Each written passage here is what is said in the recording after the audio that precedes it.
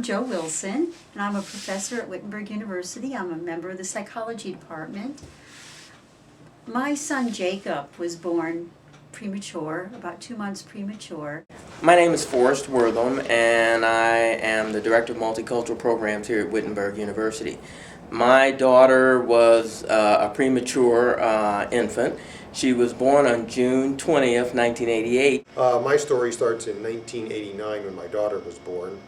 She unexpectedly was premature. She was about 28 weeks of gestation. Well, I wasn't actually the premature baby. My sister was, my older sister. And she was born at 28 weeks, which is 7 months, so she was 2 months premature. Hi, I'm Jamie, senior at Wittenberg, and I want to tell you about my story, about why premature birth is important to me. Well, not important. Cut that all out. My younger sister, when I was 8, was born, and she was born 4 months premature. That means she was 1 pound 11 ounces, which is tiny, tiny, tiny for, someone even a preemie baby. My story, or my son's story, is that I'm insulin-dependent diabetic, and so both of my children were born early. I have a 5-year-old sister who was born premature. We didn't know that she would be premature, but I really don't think anybody knows that their baby's going to be premature. Hi, my name is Vicki Bridget, and my grandson, Andrew Stevens, was born prematurely in January of '03. So I got over to the hospital, and a couple hours later my daughter was born. She was 2 pounds and 12 ounces, which back in 1989 was not a tragically low weight, but certainly quite premature, and the potential for problems was quite significant. She was transported, my daughter was transported down to Children's Medical Center in Dayton not long after she was born, and for the next 70 days she was in the NICU, NICU, in the neonatal intensive care unit, where she got tremendously good care. Okay, and she was actually born 11 weeks early, which means she wasn't due until September. When she was born, the amazing thing, she weighed approximately 2 pounds and 14 ounces, and she was about 15 inches long.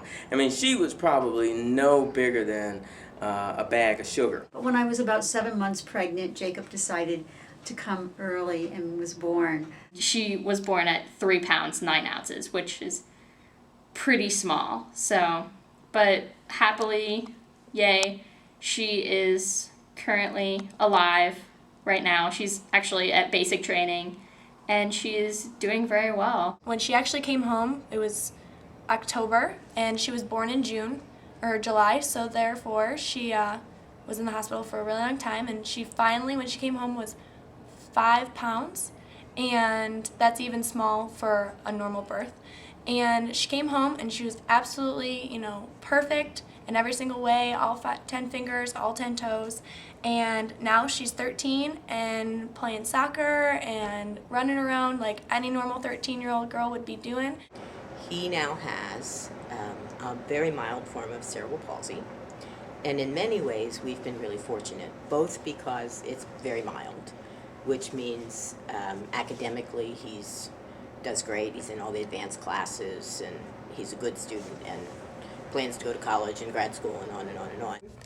So my baby sister was born December 17th, but I don't recall how premature she was, but the due date was an underestimate, so she ended up being premature, and she had jaundice, but I've been told that that's a common birth defect, and so she was kept in a billy rub blanket for the first couple days of life. He's a very serious kid. He wants to be a professor like his dad, and he's a real serious. He's interested in politics. He's interested in religion.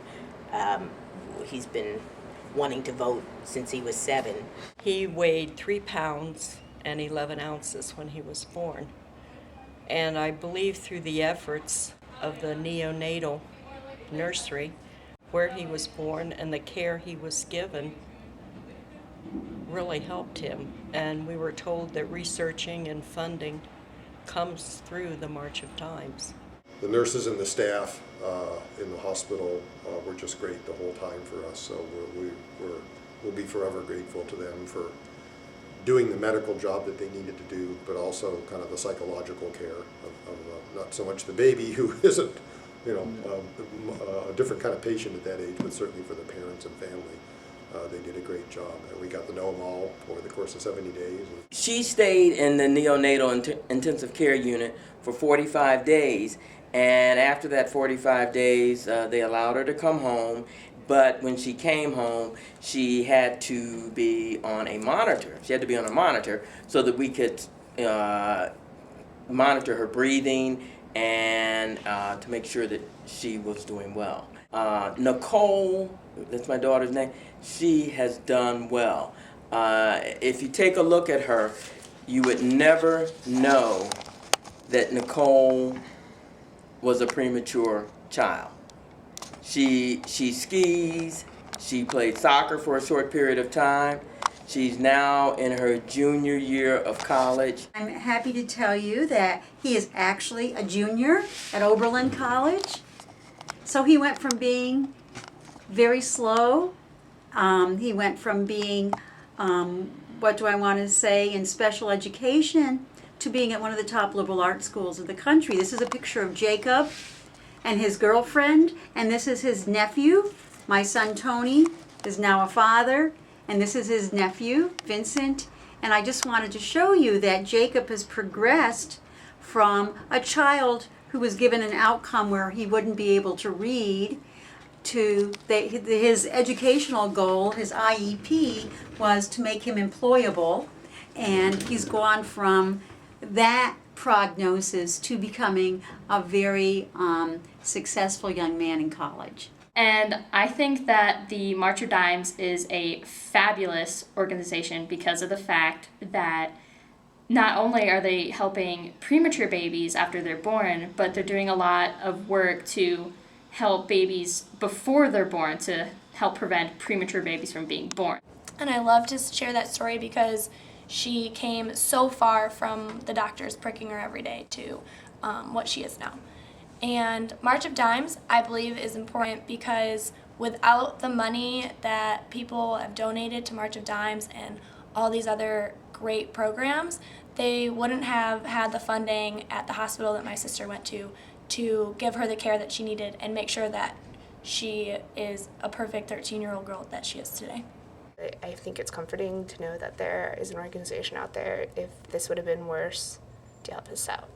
My thoughts are it's a blessing that we have the March of Dimes to help children when they're born early or with birth defects. Yay, babies!